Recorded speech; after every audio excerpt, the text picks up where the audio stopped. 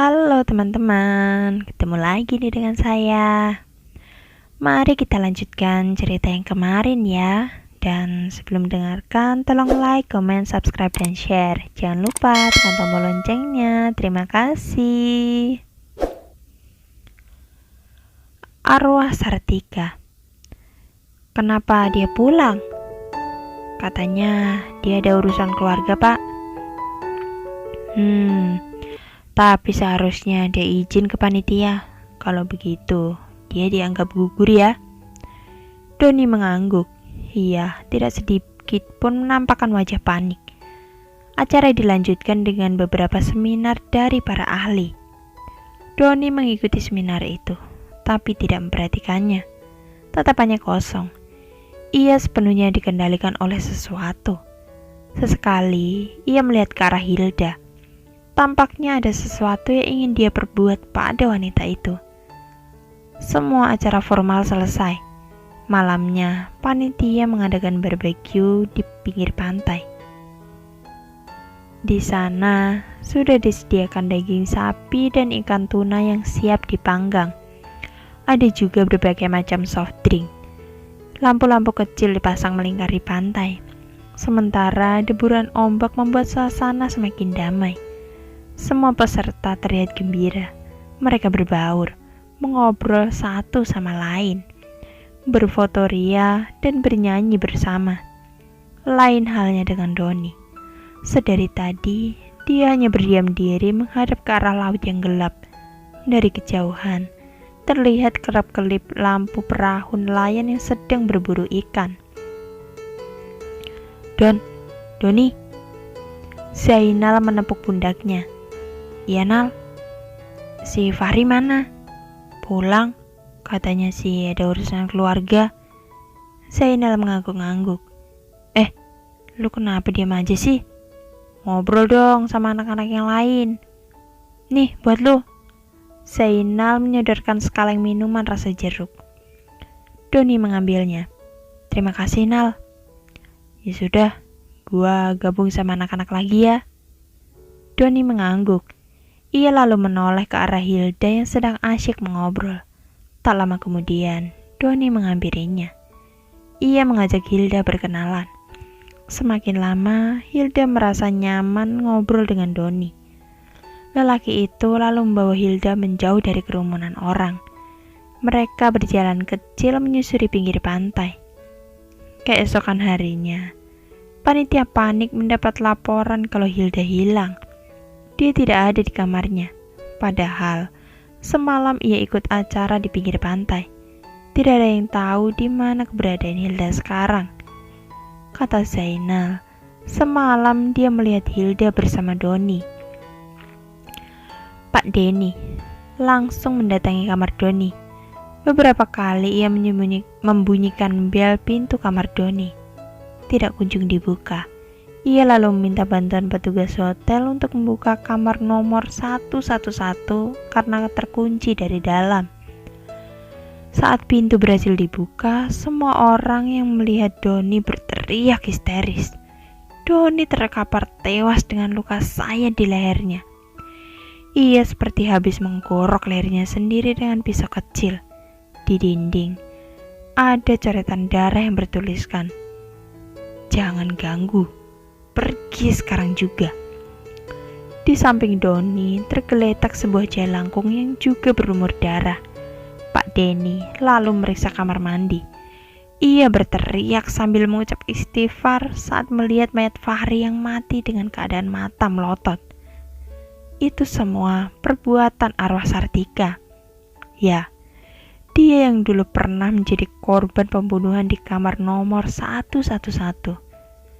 Sartika punya masa lalu yang kelam sebelum akhirnya mati di kamar itu.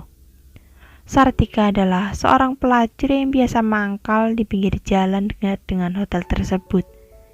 Malam itu memang dia sedang sial lantaran mendapat 2 pelanggan bajingan yang merenggut nyawanya karena hal sepele. Dia dibunuh lantaran tidak sanggup lagi melayani kedua lelaki itu. Sekarang arwahnya gentayangan meneror para peserta yang mengganggu ketenangannya. 2 hari berlalu. acara sudah dibubarkan. Kematian dua mahasiswa diberitakan oleh banyak media.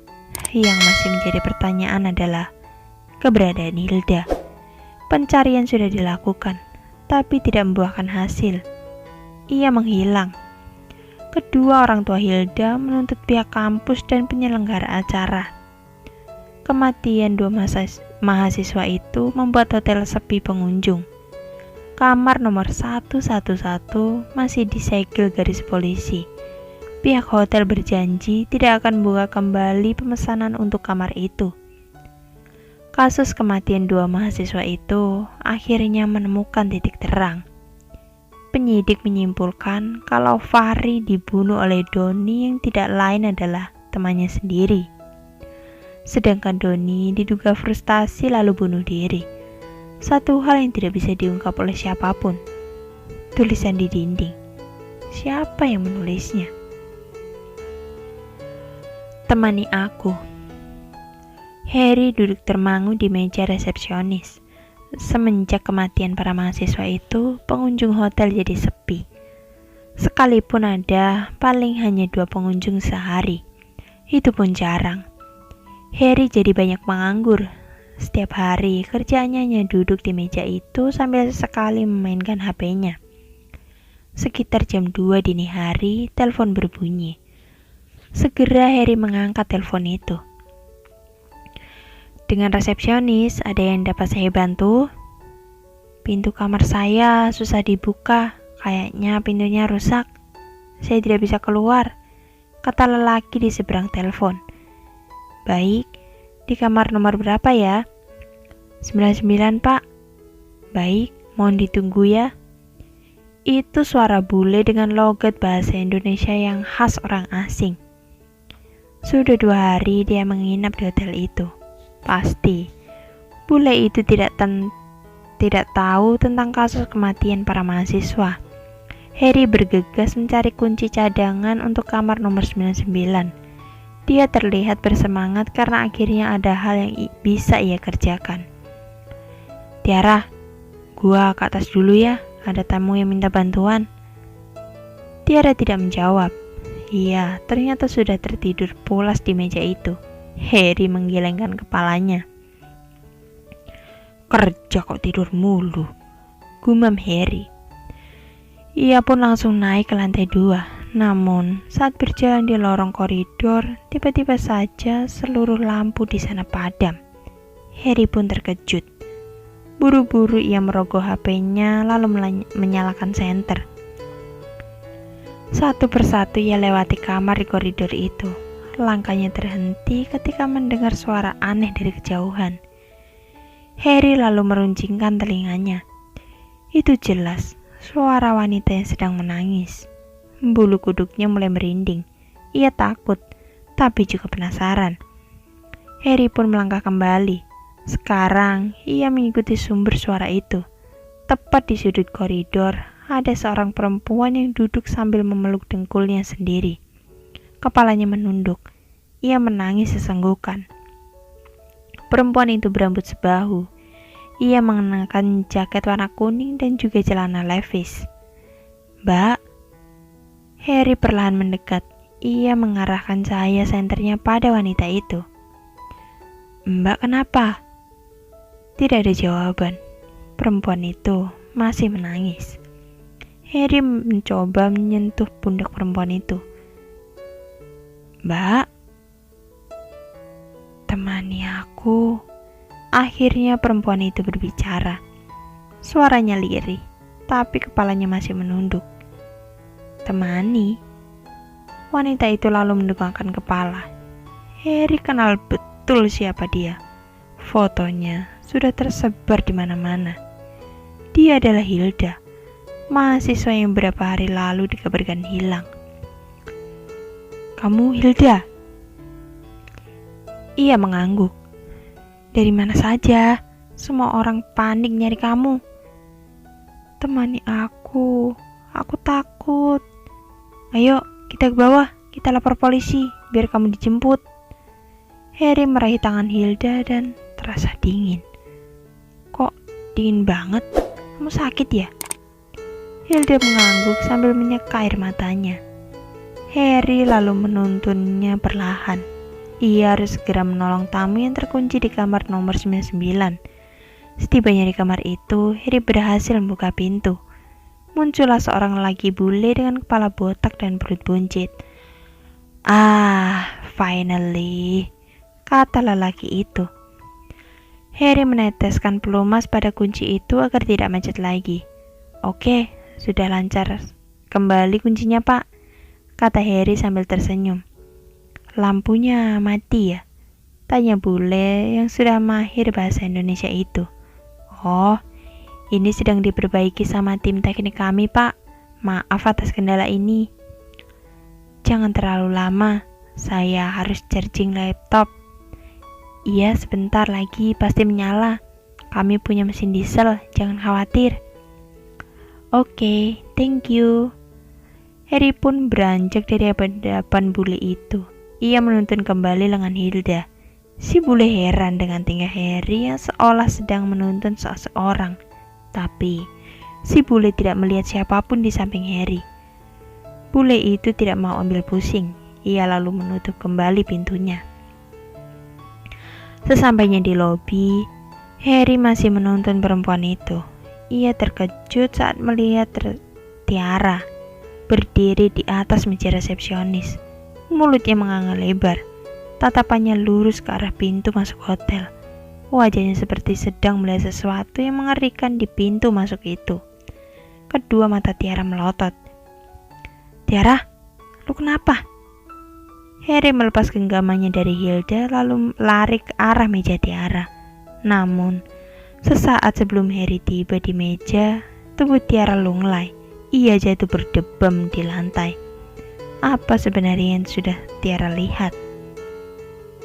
Kematian Zainal. Lampu hotel menyala kembali. Harry membopong Tiara ke ruang istirahat. Saking paniknya, dia lupa pada Hilda yang barusan dia bawa dari lantai 2. Anehnya, Hilda sudah menghilang. Jelas, itu bukan sosok Hilda yang sebenarnya, tapi makhluk halus yang menyerupai Hilda.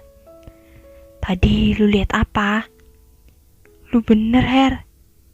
Ada setan di hotel ini." Harry terkejut mendengar pernyataan Tiara. "Apa yang lu lihat barusan?" "Cewek, mukanya penuh darah. Setelah itu gua gak sadar. Kayaknya gua mau resign aja. Gua gak sanggup lagi kerja di sini." Harry mengembuskan nafas berat. Dia tahu, pasti itu setan wanita yang pernah jadi korban pembunuhan di hotel ini. "Gua juga tadi ketemu sama Hilda, mahasiswa yang hilang itu. Tapi anehnya, dia sekarang hilang lagi entah kemana. Gue juga yakin sih, yang gue bawa itu setan. Sekarang hati-hati, hotel ini angker. Lu mau tetap kerja di sini?" tanya Tiara.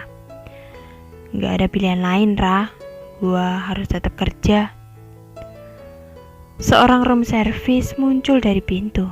Ia tampak terburu-buru. "Mas Harry, ada tamu yang mau check-in." Harry mengerutkan dahi. Dia heran. Tumben sekali ada tamu tengah malam seperti ini. Ia pun bergegas ke meja kerjanya. Di sana ada seorang laki yang berpenampilan kumal. Ia mengenakan topi koboi, menenteng senapan angin dan menggendong tas ransel. Pakaiannya kotor penuh bercak lumpur yang mengering. Lelaki itu seperti baru saja pulang dari ekspedisi hutan belantara. Di samping lelaki itu ada seorang perempuan yang berumur sekitar 21 tahun. Penampilannya tidak kalah kumal. Rambutnya kusut dan ada bercak lumpur kering di wajahnya. Perempuan itu terlihat murung. Dia menunduk dengan tatapan kosong. "Kami pesan 2 kamar ya." "Baik, Pak." Tanpa banyak tanya lagi, Harry melayani kedua orang itu dengan ramah. Harry pun mengantar kedua tamunya ke kamar nomor 112 dan 113. Lelaki itu tak banyak bicara. Walau Harry menerangkan jenis layanan yang ada di hotel, Tapi tampaknya kedua tamu itu sama sekali tidak peduli. Jauh dari hotel ada kabar buruk mengenai Zainal. Semenjak kepulangannya dari ajang pemilihan duta bahasa, dia jatuh sakit. Setiap hari ia merasakan perutnya perih seperti ditusuk-tusuk. Dia juga sering merasa sakit kepala. Ia berkali-kali pergi ke dokter, tapi tetap tidak kunjung sembuh. Zainal juga sempat dirawat di rumah sakit. Namun, itu hanya beberapa hari saja karena keluarganya tidak sanggup lagi membayar biaya rawat inap. Tengah malam seperti ini, seluruh keluarga Zainal berkumpul. Mereka menangisi Zainal yang sedang sekarat tak berdaya di atas kasur. Tak terkecuali Fadil. Sudah 2 hari ia mendampingi temannya. Zainal sebenarnya sudah sekarat dari sehari sebelumnya. Tidak jelas penyakit apa yang diidapnya. Sebab dia tiba-tiba sakit parah, kemudian kondisinya seperti itu. Beberapa saat kemudian, kedua mata Zainal terpejam. Dadanya turun naik. Nyawanya sudah di tenggorokan. Sang ibu membisikkan kalimat tauhid di telinga anaknya sambil menangis. Dalam satu hembusan nafas, Zainal meninggal dunia. Seluruh keluarga histeris, termasuk Fadil. Ia juga meneteskan air mata. Entah kenapa, Fadil dari awal curiga kalau penyakit temannya itu bawaan dari hotel angker. Tapi ia tidak tahu apa yang harus dilakukannya. Sekarang, Zainal sudah meninggal. Bisa jadi selanjutnya Fadil atau teman-teman lainnya yang pernah jadi peserta di hotel itu. Surat Yasin tidak henti-hentinya dilantunkan keluarga Zainal dan para tetangga. Tepat jam 4 dini hari, tiba-tiba jasad Zainal bergetar. Semua panik sambil mengucap istighfar. Kapas yang disumpal di lubang Zainal mental begitu saja. Matanya melotot. Ia bangun seperti ada yang mengendalikan jasadnya. "Tolong aku, sempurnakan jasadku." Itu suara wanita. Fadil mengenali suara itu. Ya, jelas itu suara Wilda. Kamar itu angker. Hanya pesan itu saja yang diucapkan Zainal. Kemudian ia mati kembali. Semua orang di ruangan itu tidak berhenti mengucap istighfar. Ibu Zainal menangis histeris sampai menyentuh wajah anaknya tersebut. Ia berharap anaknya masih hidup. Sayangnya, tidak ada tanda-tanda kehidupan dalam tubuh Zainal. Ada hal yang ingin disampaikan Hilda. Fadil yakin pesan itu merupakan sebuah petunjuk tentang keberadaan jasad wanita itu. Dan kamar itulah satu-satunya jawaban. Fadil akan kembali ke hotel untuk mencari tahu keberadaan jasad Hilda. Sementara itu di hotel, seorang pria yang tadi datang tengah malam tidak bisa tidur. Senapan angin disandarkan dekat dengan tempat tidurnya. Sementara topi koboynya ia letakkan di atas meja. Ia masih syok dengan apa yang telah ia alami beberapa hari lalu di Gunung Pulau Sari. Bayangan demi bayangan terlintas di benaknya. Ia berhasil membunuh koloni babi yang menyerangnya. Ia juga sempat dibawa ke alam jin oleh seorang wanita berpakaian seperti ratu. Hingga akhirnya Bobby berhasil menemukan Mira di sebuah perkampungan jin. Tidak mudah baginya untuk bisa menyelamatkan saudaranya itu. Dia harus melawan sosok genderuwo yang tak lain adalah suami Mira. Senapan angin yang ia bawa sudah tidak berguna di alam jin. Untungnya, Bobby berhasil mengalahkan genderuwo itu. Entah apa yang terjadi pada dirinya. Tiba-tiba saja, Bobby seperti punya kesaktian dalam tubuhnya. Dia tidak pernah menyadari kalau dalam tubuhnya ada energi gaib yang sangat kuat. Ia berhasil membunuh dan melenyapkan genderuwo itu. Bobby keluar dari alam gaib itu dengan membawa Mira. Bobby tidak tahu kalau dia merupakan keturunan dari seorang kepala desa Pulau Sari yang melegenda. Ya, kepala desa yang dulu pernah menaklukkan kerajaan jin di Gunung Pulau Sari. Selama kepala desa yang sakti itu menjabat, tidak ada koloni babi yang menyerang perkebunan warga. Kekuatan gaib yang Bobby miliki merupakan ilmu turunan dari kepala desa sakti itu. Sang Ratu Gunung Pulau Sari pun tidak berani menyakiti Bobby. Ia berhasil membawa Mira keluar dari gunung itu. Sayangnya, Bobby tidak menemukan jalan setapak tempat motornya terparkirkan. Ia keluar dari gunung itu melalui jalan yang tak pernah ia tahu sebelumnya. Tengah malam, Bobby dan Mira tiba di jalan raya. Tidak ada perkampungan warga di sana. Sejauh mata memandang, hanya ada pepohonan yang berjejer di pinggir jalan. Mereka berdua duduk di pinggir jalan berharap ada mobil yang melintas.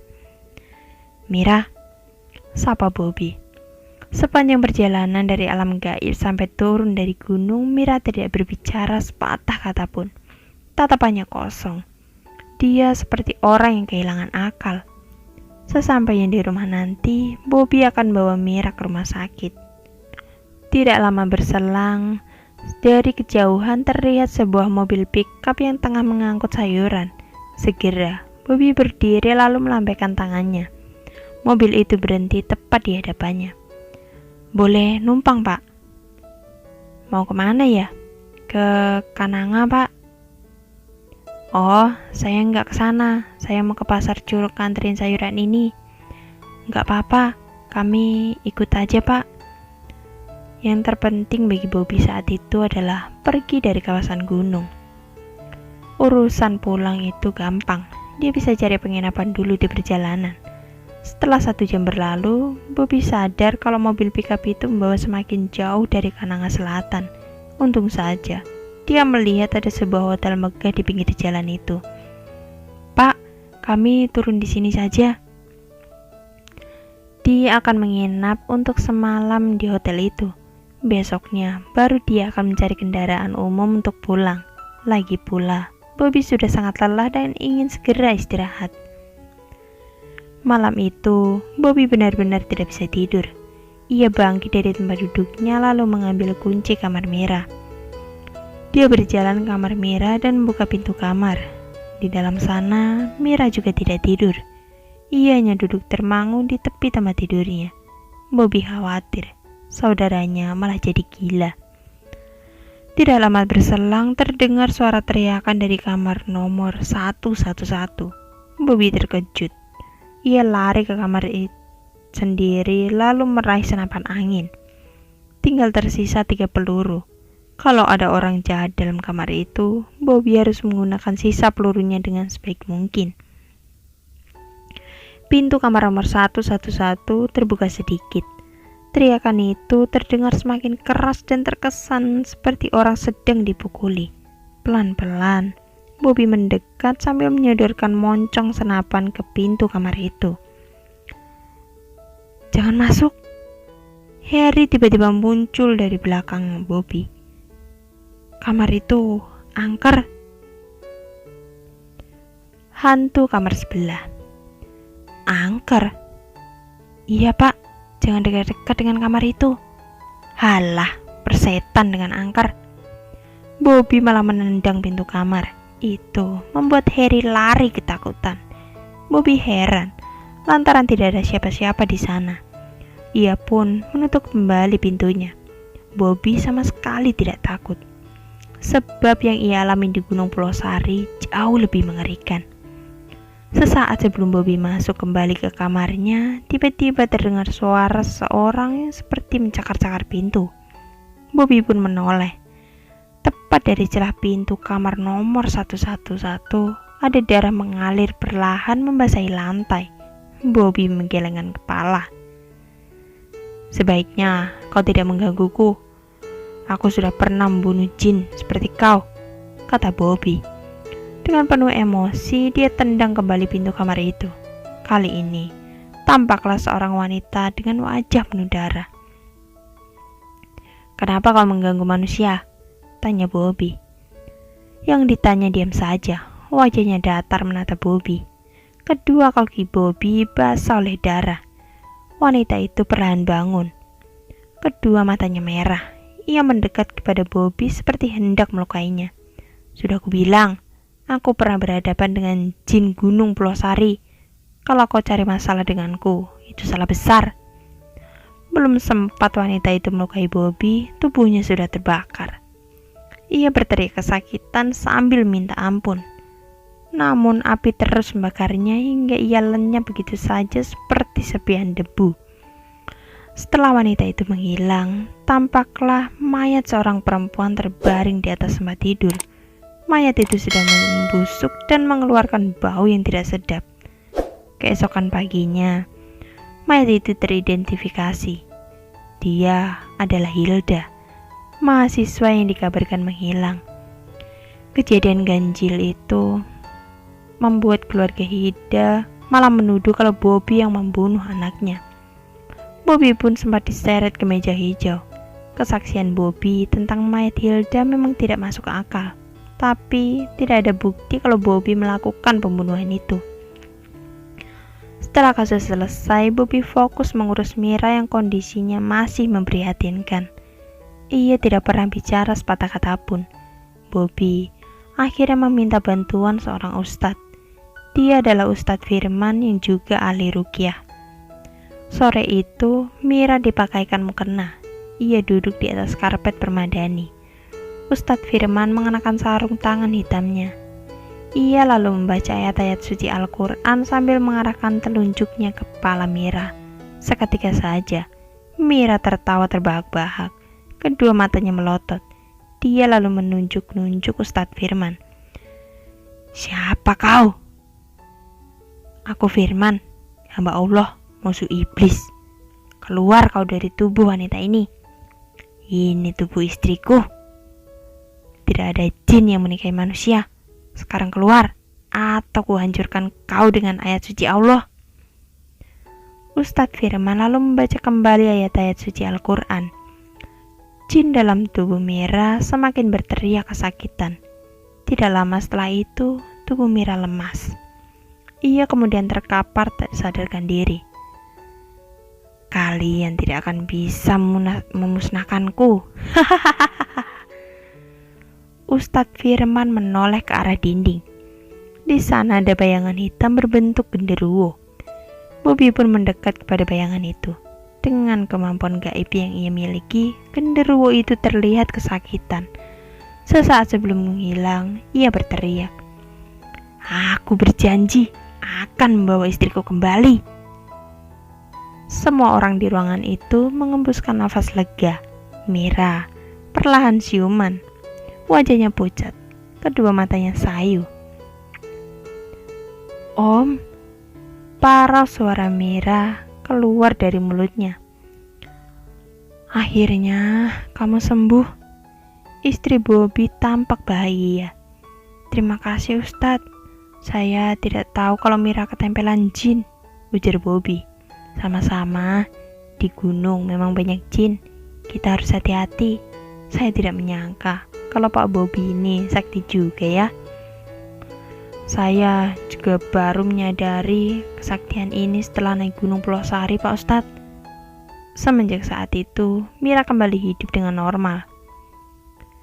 Ori tidak menyangka kalau Mira bisa diselamatkan. Mereka tidak pernah naik gunung apapun lagi. Kejadian itu sudah cukup membuat mereka kapok. Beberapa bulan kemudian, kamar nomor 111 tidak lagi bisa dipesan. Kamar itu selalu terkunci dan tidak pernah dibersihkan. Sarang laba-laba menjuntai di setiap sudut ruangan. Tempat tidurnya berdebu. Tirai jendelanya selalu tertutup rapat.